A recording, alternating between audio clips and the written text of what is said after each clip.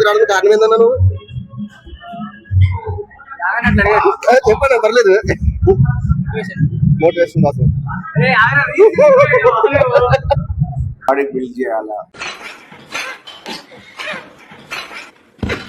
Body build చేయాలి, 10 మందిలో మనమే గెలిపి కనిపించాలా. ఓకే, అందరి దగ్గర మంచి కనిపించడానికి కనిపించాలి, కాన్ఫిడెంట్ గా ఉంటాం మనం.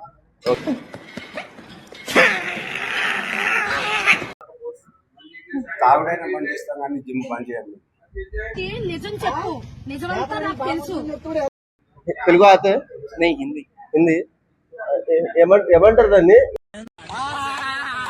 क्या है कि मैं पहले बहुत मोटा था, मेरा 2 साल पहले 90 किलो वेट था, ओवर वेट था। तो लोग बोलते थे ऐसा कैसा दिखने में कैसा लगता है, ओवर वेट है, घर के सब लोग अच्छे हैं, दोस्त लोग इतना हेल्दी खाते पीते दौड़ते खेलते हैं, मैं कुछ भी नहीं कर पाता था, क्रिकेट खेल पाता था ना, कुछ भी नहीं।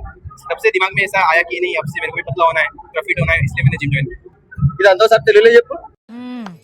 సరిపోయారు ఇద్దరును. ఆయన ఏమంటున్నా అంటే జిమ్ కి ఇంత రాకముందే 90 కేజీల వెయిట్ ఉన్నాను నేను.